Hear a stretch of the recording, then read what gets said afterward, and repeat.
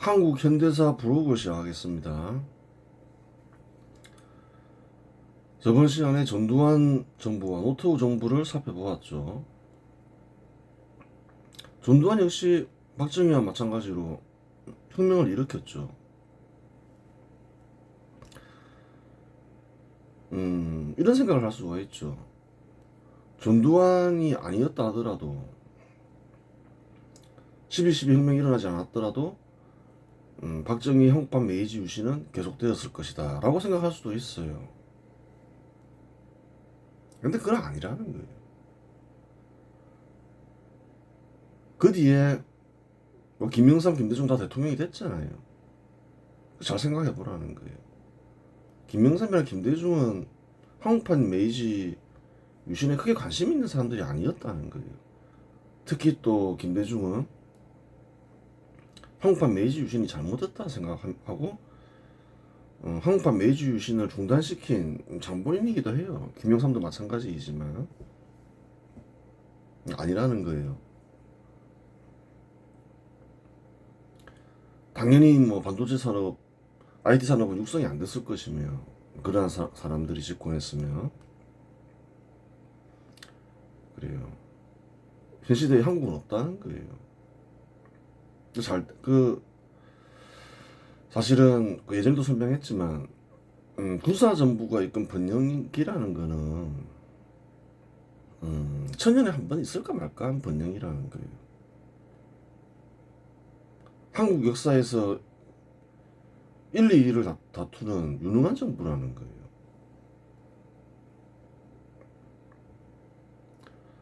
그래요. 군사정부에 비견할 수 있는 정부는 사실은 삼국을 통일한 신라정부 외에는 없다는 거예요. 통일 신라정부 당시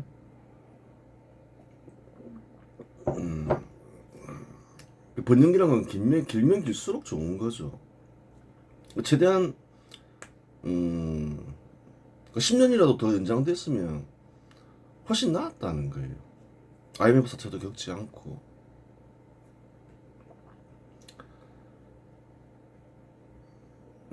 그렇게 되는 거예요.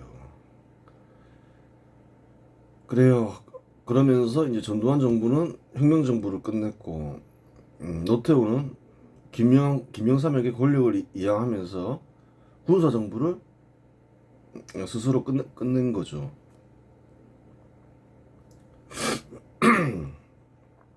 그 뒤로 이제 민간 정부가 들어서죠. 지금까지 계속 그러하죠. 한국의 세력에 큰 변동이 있었다. 근데 그 세력을 봐야 되는 거예요. 사람들이 국가를 만드는 거라 했잖아요. 수십 년이 세월이 흐르면서 강력한 근대국가 수립 세력인 제국의 하수인들은 늙어 죽었다. 세대 교체가 발생하는 거죠. 한국을 비롯한 세계에 체계적으로 잘 정리된 근대화 이념은 존재하지 않았고, 그러한 것이 존재하더라도 널리 유포되지 않았다. 근대 국가를 파괴하고자 하는 견해들은 엄청 많죠. 한국에도 뭐 마르크스 레닌 주의니 뭐 많잖아요. 뭐 김일성 주의니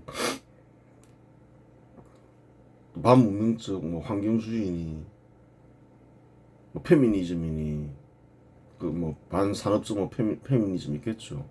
반근대 국가 수립적 페미니즘 많다는 거예요. 근데 뭐 근대화 이념이라는 게 마땅한 게 있냐는 거예요. 없다는 거예요.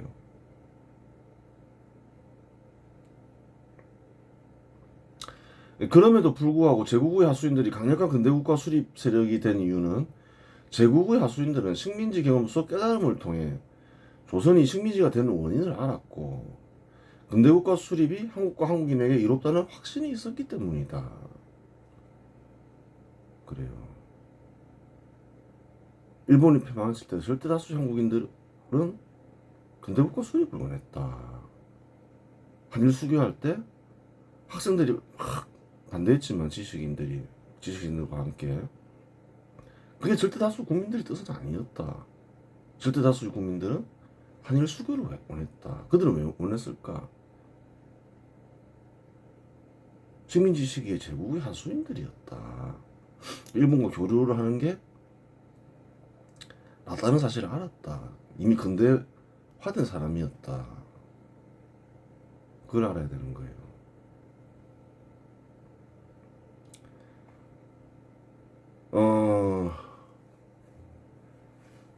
식민지 시기에 1940년대 이러면 뭐 서정주건, 뭐 최남선이건, 이광수건 일본 정부에 협조하면 우리 종족의 실력을 키우자 이런 말을 많이 하죠. 제국의 하수인들은 동시대를 살았잖아요. 다 알았다는 거예요. 다 알면서도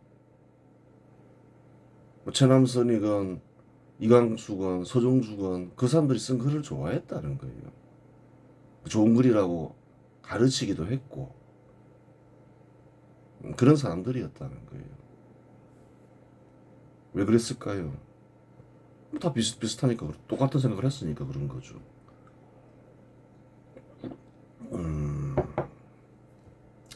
제국의 하수인들에게 민주정치는 우선적으로 달성해야 할 국가적 목표가 아니었다. 민주정치라는 게 민주정치를 접한 것이 언제가 처음이었냐는 거예요. 대부분 한국인들이 1946년 10월이 처음이라는 거예요. 소구의 민주정치를 아는 이들이 있었겠죠. 극소수라는 거예요. 절대 다수의 한국인들은 몰랐다는 거예요. 문맹률이 한 70에서 80%에 이르렀고 그러하기에 혁명정부는 장기 집권하며 산업화된 근대국가를 수립할 수 있었다. 절대 다수의 한국인들은 근대국가 수립 세력이었고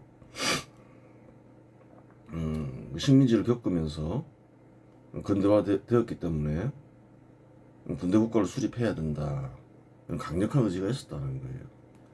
선거에서 다 확인이 되죠.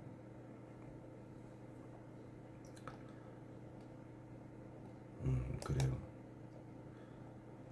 식민지 이후 세대는 민주정치를 배우고 경험했다.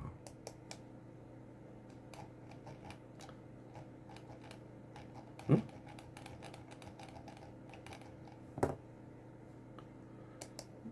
그래요. 식민지 이후 세대는 민주정치를 배우고 경험했죠.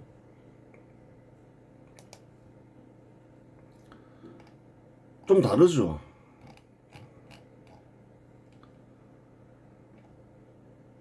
또한 군사정부를 통해 근대국가 수립을 체험했다. 두 가지를 경험했죠. 민주정치도 경험했고 근대국가 수립도 경험했죠. 민주정치에 대한 열망도 있는 거죠. 좀 다른 거예요. 식민지를 경험한 사람과는. 그들 중에는 근대국가 수립을 민주정치보다 중시하는 이들도 있었고 민주정치를 근대국가 수립보다 중시하는 이들도 있었다. 그렇게 되는 거예요. 하여간 근대국가 수립이 필요하다고 생각하는 이들은 우파인사가 되었다. 우파인사가 되었다고는 하지만 순도는 과거보다 많이 떨어졌다. 그렇죠. 근대국가 수립 세력인데 또 다른 열망이 있어요. 그럼 근대국가 수립 세력 근대국가 수립을 위한 순도는 떨어질 수밖에 없는 거죠. 우파냐 좌파냐 이거는 정치적 제도에 있는 게 아니라고 했죠. 생산과 소비에 대한 입장이 있다는 거예요. 새로이 등장한 우파 인사들 사이에도 세력이 갈렸다. 이제 제국의 하수인들은 이제 역사에서 퇴장하게 되죠. 1980년대 이러면 영향력을 거의 상실하죠. 우파 인사들 사이에도 세력이 갈린다는 거예요. 이걸 알아야 되는 거예요. 어느 지역이나 우파 인사들은 있기 마련이죠.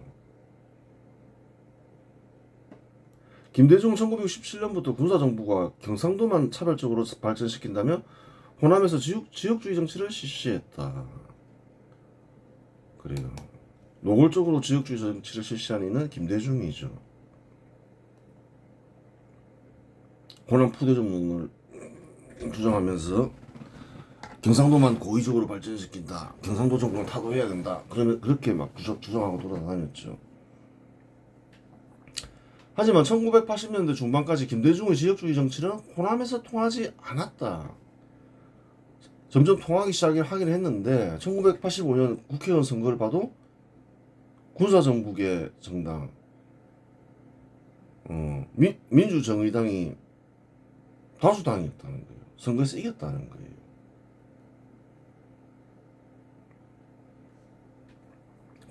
왜 이겼냐?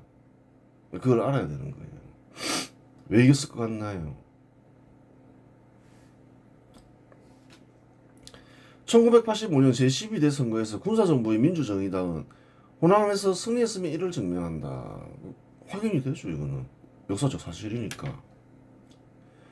호남 출신 제국의 하수인들의 영향력이 1980년대 중반까지 영향을 미쳤기 때문이다. 호남 역시 근대국가 수립 세력이었다는 거예요. 그래요. 한국의 근대국가 수립 세력이 많았죠. 원래 출신은 제국 하수인들이라 했죠. 호남도 마찬가지라는 거예요. 제국의 하수인들이 많았다는 거예요. 영향력 있는 사람들도 많았죠. 문학인도 있고, 뭐 서정주 같은 또 정치인도 있고, 호남 출신 뭐 김성수 이런 사람들 호남인이잖아요.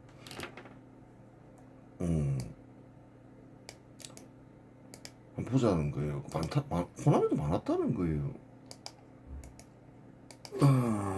호남 출신 대표적인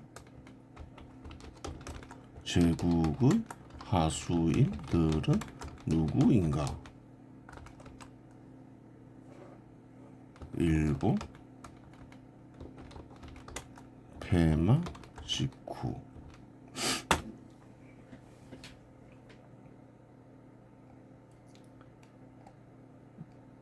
김성수는 유명하잖아요. 경성방직과 동아일보를 창간했고 제국의 하수인. 그래요. 송진우 전남 담양 출신 동아일보 사장 역임했다. 한민당을 설립한 대표적인 인사 중 한 명이잖아요. 백관수, 뭐 재헌 국회의원, 법조인 하여튼 그랬다는 거예요.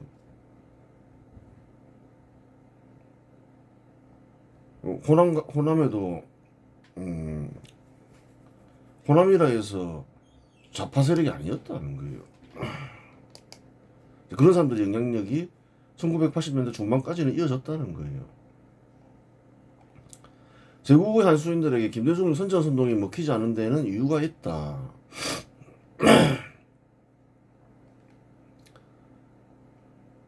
그 제국의 하수인들에게는 김대중의 어떤 지역주의 정치가 통하지가 않았다는 거예요. 그래서 1967년에 67년에 이제 군사정부 호남에서도 대승을 거두죠. 한일 수교를 했을 때. 왜?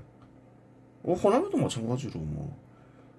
그 당시에는 절대 다수의 호남인들이 제국의 하수인들이었으니까. 그런 사람들에게는 지역주의의 정치가 먹히지 않았다는 거예요. 한국에서 산업화가 진행되면 국가는 번영하고 국민 전체는 특히 풍요로워진다. 그렇죠. 산업화한 뒤에 호남인들의 삶과 산업화 되기 전의 1960년대 이전의 호남인들의 삶을 비교해보라는 거예요. 어떨까요? 비교가 안 되죠. 산업화가 되면 기본적으로 국가가 번영하고 국민들에게 다 이롭다는 사실을 제국의 하수인들은 다 알았다는 거예요. 어떻게? 두 번째가 아니었으니까. 그런데 산업화가 진행되면 부산을 중심으로 한 경상도 지역이 번영한다. 특히 번영한다. 대체로 다 번영하지만 특히 부산을 중심으로 한 경상도가 번영한다는 거예요. 왜 안 통했냐는 거예요. 김대중의 말이 원래 다 알고 있는 거니까 안 통했다는 거예요. 이러한 사실을 제국 야수인들은 잘 알고 있었다. 왜냐하면 식민지 시기 때도 그러했기 때문이다. 그래요.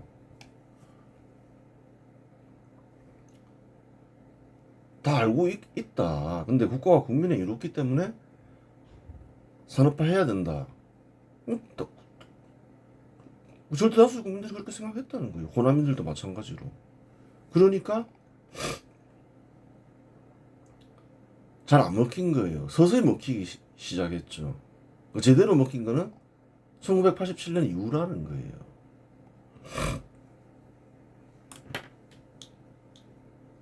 그러한 이유로 제국의 하수인들이 역사의 무대에서 대부분 퇴장하기 전까지 김대중의 선전선동이 호남에서 먹히지 않았던 것이다.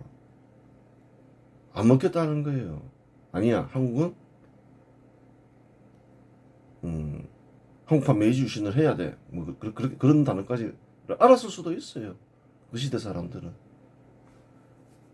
헌법도 유신은 헌법이라 했을 때 메이지 유신을 모르는 현 시대의 사람들은 그게 무슨 뜻이지 이렇게 생각할 수 있지만 그 시대 사람들은 알았을 가능성이 크죠.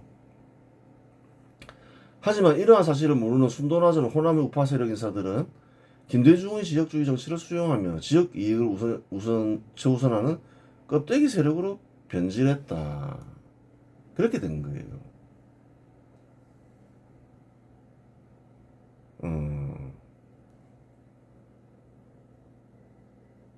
껍데기 세력으로 변질을 했다 해서 바로 공산주의 세력의 하수인인 건 아니죠. 그래서 그 당시에는 김대중 역시 우파이사 행사하고 돌아다녔다는 거예요. 한편 1917년 러시아 볼셰비키 혁명이 한국에 생긴 공산주의 세력 역시 완전히 소멸한 것은 아니었다. 1980년대 학생들과 지식인들 사이에 마르크스 레닌주의와 김일성주의가 널리 유포되며 공산주의 세력은 크게 확장되었다. 학생들 사이에서 공산주의 세력 인사들이 많이 생겼죠. 그래요. 마르크스 레닌주의를 수용한 계열을 PD계라 하고 김일성 주의를 수용한 계를 NL계라고 하죠. 공산주의 세력은 김대중을 지지했고 호남의 껍데기 세력 역시 김대중을 강력히 지지했다. 그 결과 공산주의 세력과 껍데기 세력의 연합이 성사되었으며 세월이 흐름에 따라 호남의 껍데기 세력은 공산주의 세력의 하수인이 되었다. 그렇게 된 거죠. 호남 인사들 중에서도 근대국가 수립 세력 인사가 있겠죠. 근데 그 수는 미미하죠. 10% 미만이고 90%씩 좌파 정당을 지지하는 건 사실은 이제 있을 수는 없는 거죠. 특별히 그럴 이유가 없죠. 한국에서는. 예를 들어서 아무리 우파 강세 지역이라 하더라도 20, 30%는 좌파 정당을 지지하잖아요. 대표적인 지역이 이 경상도죠. 아무리 좌파 정당을 지지해도 20, 30%는 우파 정당을 지지해야 정상이죠. 그것도 있을 수가 없는 거죠. 한국에서 근대국가 수립이 성공한 나라에서는 기본적으로 아무리 좌파가 강력해도 한 30, 40% 이상은 나와야 되는 거죠. 근데 그렇지가 않다. 그건 왜 그런가? 그래요. 우파 성향이 있는 호남인들이 1987년 이후에 지역주의 정치를 수용해서 그러하다는 거예요.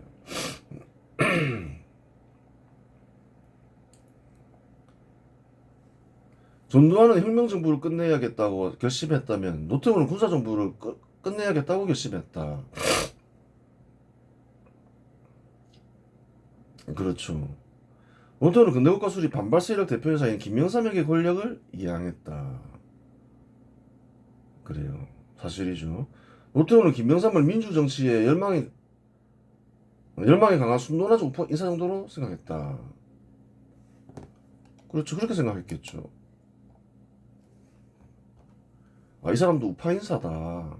근데 민주정치 열망이 강한데 좀 순도는 떨어진다. 의지가 좀 약하다. 그 정도로 생각한 거죠. 실제로 김대중과 달리 김영삼에게는 공산주의 세력 인사라고 생각할 만한 이력은 없었다. 군사정부는 김대중 어떻게 생각했나요? 김대중이 유난히 고생을 하죠. 김영삼이나 윤보선이나 윤보선과 달리 김대중을 전향하지 않은 공산주의자로 의심했거나 확신했기 때문에 그런 거예요. 젊은 시절 공산주의 활동을 했죠. 그래요. 그리고 그 김대중이 한민통 의장을 했는데 그 간부들이 지금 문제가 사실은 있어요. 김대중은 뭐가 문제가 있나요? 한민통 간부들이 북한에서 대우를 받으면서 애국열사능이라고 김일성에게 충성하는 이들이 이제 묻히는 묘지가 있다는 거예요. 그런 곳에 묻혔다는 거예요. 자, 이후에 김대중이라는 사람은 어떤 사람이냐, 이제 그런 부분이 남는 거예요. 사실 1992년 제14대 대통령 선거에서 근대국가 수립 세력을 기반으로 김영삼은 대통령이 당선되었다. 그렇죠. 대통령이 당선된 김영삼은 당내외 순도 높은 우파 인사들을 숙청했다. 이제 김영삼이 한 일이 뭐냐? 우파 인사들을 이제 들어오면서 숙청을 하기 시작하죠. 김영삼계 인사들을 이제 많이 발탁하겠죠. 근데 김영삼계 인사들은 주로 어떤 인사들이냐는 거예요. 당내 유력 정치인이었던 초대 포항제철 회장이었던 박태준 노태우 정부 시절 실세였던 박철원은 제거되었다. 제거되었죠. 그리고 이제 김무성 이런 사람들 이제 발탁하잖아요. 김무성 이런 사람은 민주주의 인사잖아요. 5.18 찬양하고 다른 계열이라는 거예요. 당 외부에서 새로이 부상한 현대그룹 회장 정지원도 현대그룹 세무조사를 통해 정치권에서 퇴출시켰다. 그랬죠. 그리하여 김영삼이 주도한 친한국당이 신념도 목표도 없는 정당으로 전락했으며 근대국가 수립 세력과 근대국가 수립 세력 대표 정당은 단절되었다. 그러면서 이제 그전에는 어떤가요? 김영삼이 당을 장악하기 전에는 정당 역시 근대국가를 수립해야 돼. 근대국가 수립 세력도 근대국가를 수립해야 돼. 집권하면 정부도 근대국가를 수립해야 돼. 삼위일체가 됐잖아요. 근데 김영삼 이후로는 신념도 목표도 없는 정당으로 전락하면서 근대국가 수립 세력과 단절된 거죠. 근대국가 수립 세력은 저 사람들은 근대국가 수립을 위해서 노력할 것이다 하고 투표하는데 막상 집권한 사람들은 그런 사람들이 아니었다는 거예요. 있다 하더라도 의지가 약했고 그 세력과 단절됐죠. 정당과. 김영삼은 근대국가 수립 세력 인사가 아니었다. 근대국가 수립 세력 인사가 아니었다는 거예요. 그 이력을 보면 어떤가요? 김대중하고 다를 바 없었다는 거예요. 똑같았지 뭐. 신사를 육성할 때마다 반대하고 고속도로 놓을 때마다 반대하고. 근데 노태우가 착각을 한 거죠. 근대국가 수립 세력 인사였다면 산업화의 공적을 인정하지 않을 수 없고 당연하죠. 산업화의 공적은 기적과 같은 건데 그 인정을 왜 안 해요? 자연히 5.16 혁명, 12 혁명을 역사적 사건으로 문제 삼지 않았을 것이다. 김영삼이 집권하기 전에 5.16 혁명, 12 혁명이라 했지. 군사혁명이라 했지. 그 전까지는 군사 쿠데타라고 얘기하지 않았다는 거예요. 하지만 김영삼의 야당 시절 반정부 활동은 그것이 고도의 간섭적 생각에 기인한 것인지 공산주의에 기인한 것인지 밝혀진 바는 없지만 진심이었다. 진심이었다는 거예요. 반정부 활동이. 그 사람은 5.16 혁명, 12 혁명이 쿠데타다. 한국판 메이지유신 그런 거 필요 없는 거였다. 그렇게 생각하면서 했다는 거예요. 물론 늙어 죽을 때는 좀 생각이 바뀌었는지 모르겠다만은 특별히 바뀐 것 같지도 않는데 하여튼 그렇게 생각하고 했다는 거예요.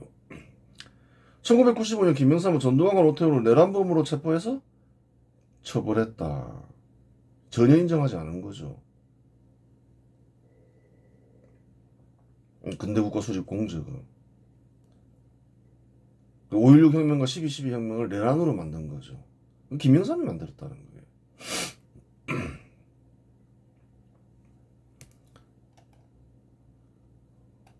5.16 혁명, 12 혁명은 내란으로 취급되며 수궁청에 박혔고 그때 바뀐 거라는 거예요. 김영삼에 의해서. 시궁창에서 썩어 사라져야 할 동학난, 광주 사태와 같은 밀란이 혁명이라도 되는 것처럼 축켜 세워졌다. 그랬다는 거예요. 김영삼부터가 광주 사태를 찬양했죠. 5.16 혁명과 12 혁명은 쿠데타다. 쿠데타로 몰고 정반대의 인사라는 거예요. 좌파의 지금으로 치면 그의 출신을 보면 강남 좌파라고 보면 되는 거죠. 5.16 혁명, 12 혁명은 군사 쿠데타가 되었다. 그때 그렇게 됐다는 거예요. 동학난 동학농민혁명으로 광주 사태는 광주 민주화 운동으로 격상되었다. 최근에는 뭐 4.3도 한국 건국을 반대한 4.3 폭동도 막 축켜 세우고 있는 거죠. 그 결과 세계에 유례가 없는 빛나는 근대국가 수립 역사는 한국에서 실종되었다. 이상한 일이 벌어져 버린 거죠. 20세기 가장 기적적이었던 일, 한국의 근대국가 수립. 전 세계가 배우려고 하죠. 어느 나라나 현 시대에서 근대국가 수립에 성공한 나라들이 있죠. 한국처럼 많죠. 그 전에 대부분 유럽 국가들인데 근대국가 수립 역사는 어느 곳에서나 찬양하는 빛나는 역사라는 거예요. 미국이건 영국이건 프랑스건 독일이건 거기에 기여한 사람은 큰 존경을 받죠. 근데 한국은 어떠냐는 거예요. 근대국가 수립에 기여한 이승만, 박정희, 전두환, 노태우 악당으로 생각하는 사람들이 많죠. 그런 나라는 없다는 거예요. 왜 그런가요?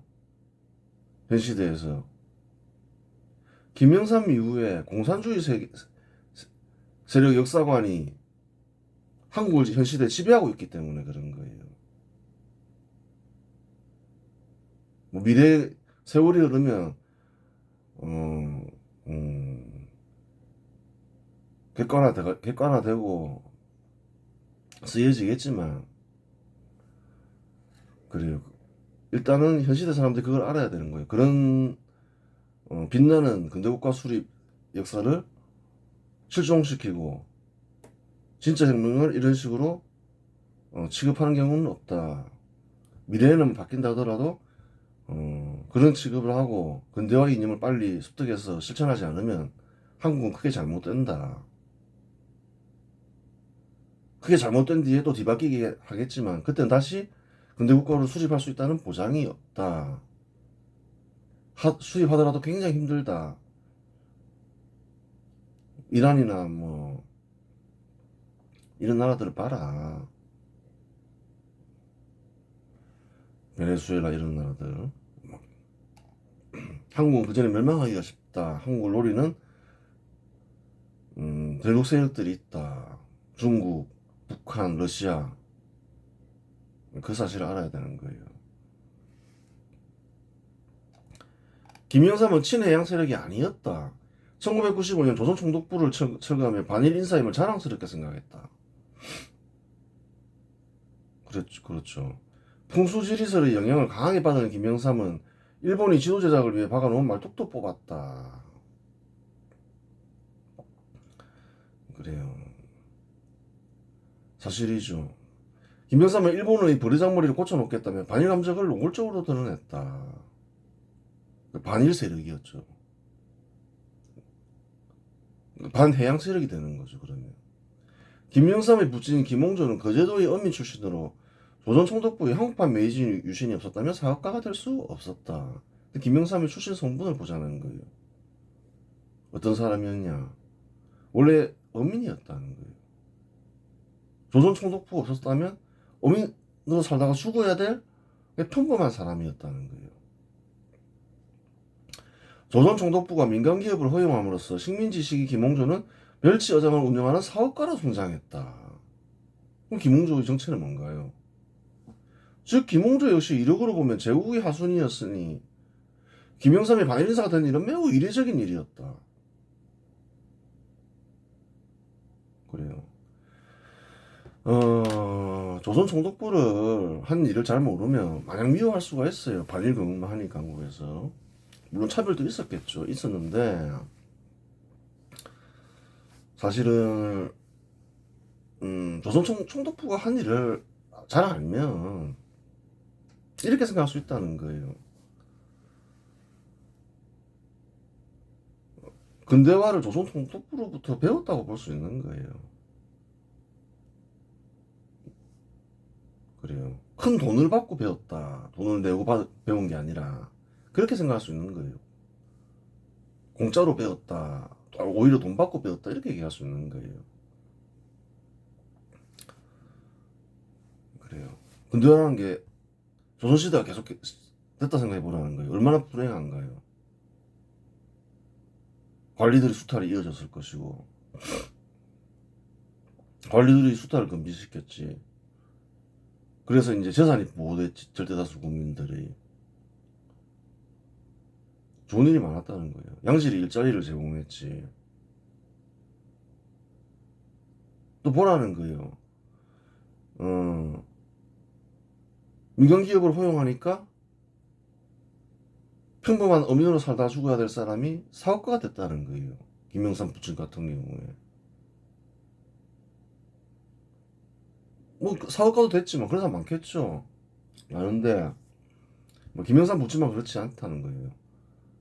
또 이제 신분이 낮은 사람들이 자기의 능력을 발휘할 수 있게 됐다는 거예요.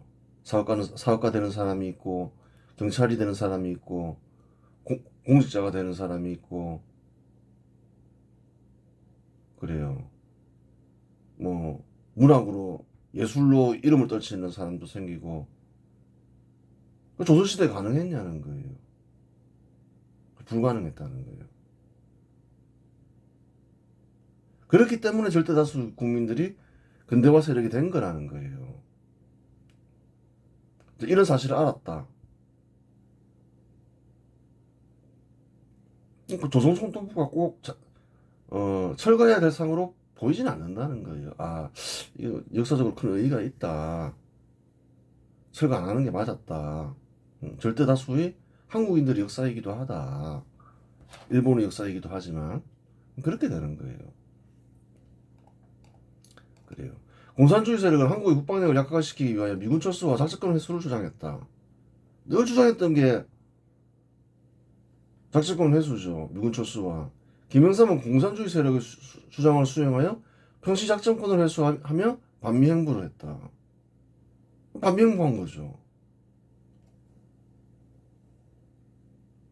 한미일 연합이 중요한데 작전권을 왜 미군에 부여하고 있었나요? 뭐 박근혜는 뭐 자주국방 주장 안 했나요? 자주국방에 가장 큰 기여를 한 사람이 박정희 전두환 이런 사람들인데 미국의 책임을 부과하기 위해서 그런 거죠. 그래요. 공산주의 세력의 견해를 수용해서 반미 행보도 사실 한 거라는 거예요. 반미 반일 행보. 출신 성분만 보면 이 사람 부친 보면 우파 인사겠는데 이 사람 그렇게 생각되는데 사실은 뭔가 좌파 행보를 한 거라는 거예요. 오늘날로 치면 강남 좌파 인사라고 하는 거잖아요. 김영삼의 외교정책이 산업정책임을 알지 못했다. 김영삼의 반일 행보로 인하여 한국인들은 큰 대가를 치러야 했다. 그래야 되는 거예요. 근데 반일 행보를 했죠. 김영삼은 OECD 가입에 힘썼는데 OECD는 가입 조건으로 금융자유화를 요구했다. 그렇죠. 금융자유화를 실시하자 한국 금융권은 무슨 일을 했냐. 일본 금융권으로부터 막대한 자금을 저리로 단기 대출 받아. 은행 이자는 되게 일본 이자는 되게 싸죠. 한국 기업들에게 대출했다. 만기가 돌아오자 일본 금융권은 만기 연장을 거절했다. 단기로 엄청난 자금을 대출받았다는 거예요. 몇 배씩 늘리죠.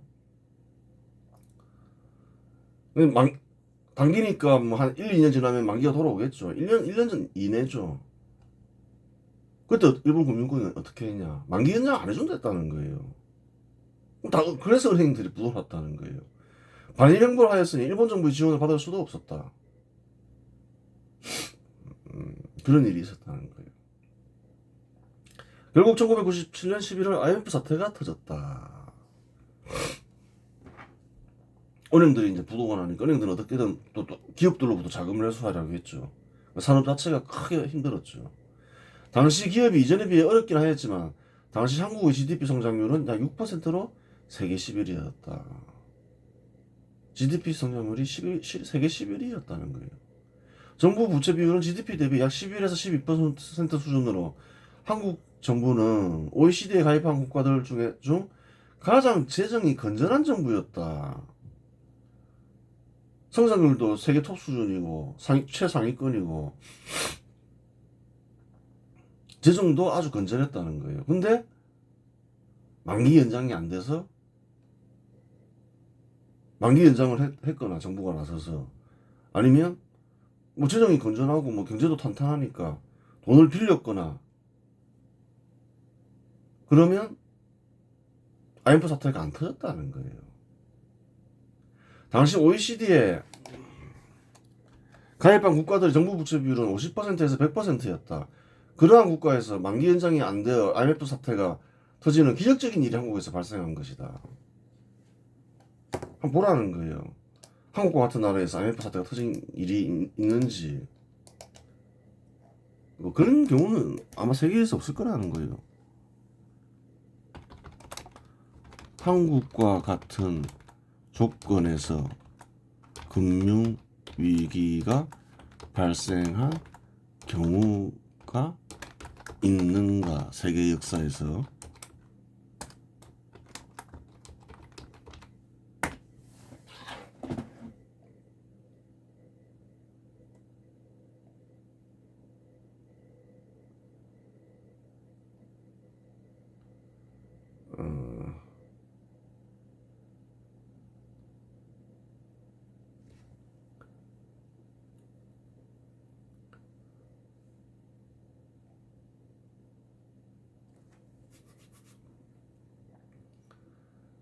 좀 연구해 볼 필요는 있는 거죠. 뭐 전혀 없는 건 아니니까.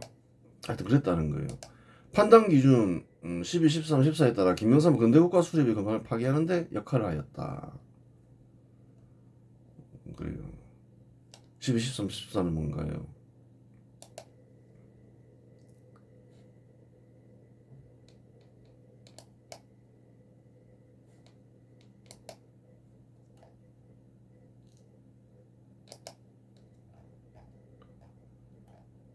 (12) 고대 반근대 국가 및 대륙 세력과 연대 주고 친청 친러 반일 친대륙 그렇게 친해양 세력은 아니었죠. 김영삼은. 근데 일단은 두 가지가 있는데 12도 공산주의를 수용해서 반해양 세력이 되는 경우죠. 일단은 고도의 간섭적 생각 때문에 그럴 거다 이렇게 분류할 수 있는 거죠. 근대국가 수립 세력 인사는 근대국가 수립 세력 인사들을 존경하죠. 박정희, 이승만, 전두환 이런 사람들. 근데 저 아니죠. 그러니까 13 고대로 분류할 수 있는 거예요. 정 만드니까 14 그래요. 5.18 이런 것을 수용을 한 거죠. 근대국가 수립 세력 인사는 근대국가 수립에 기여한 사건을 중시한다. 그게 정반대되는 사건은 싫어하겠죠, 당연히. 근데 김영삼은 그게 아니었다. 그렇게 되는 거예요. 군사정부에 실시된 한국판 메이주시는 김영삼을 시작으로 단절되기 시작했으며 제국의 지혜 역시 천민자보주의라는 오명과 함께 시궁창에 처박혔다. 그렇게 된 거예요. 한국판 메이주시는 이제 김영삼에서 시작하여 단절됐다는 거예요. 단절되기 시작하면서 한국판 메이주시는 어떻게 이제 됐나요? 공산주의 세력에 의해서 한국이 한 것은 천민자본주의였다 이러면서 현 시대에도 시궁창에 처박혀 있죠. 요즘 좀 많이 나아졌죠. 무엇을 했는지를 알아라는 거예요. 그 천민자본주의도 아니고 아주 우수한 정책이었다. 그 지혜는 어디에서 나왔냐? 제국에서 나온 거다. 제국의 지혜였다. 그것은. 만일 김영삼이 군사정부의 공적을 인정하고 군사정부의 외교정책과 산업정책을 개선하였다면 김영삼 정부는 이승만 정부 이후 단절된 민간인 출신 최초의 개혁정부가 되었을 것이다. 민간인 최초의 개혁정부가 될 수 있었는데 개혁정부가 되지 못했던 거죠. 계속 포퓰리즘 정부가 이어지는 거예요. 그 뒤로. 그래요. 이번 시간에서 마치겠습니다.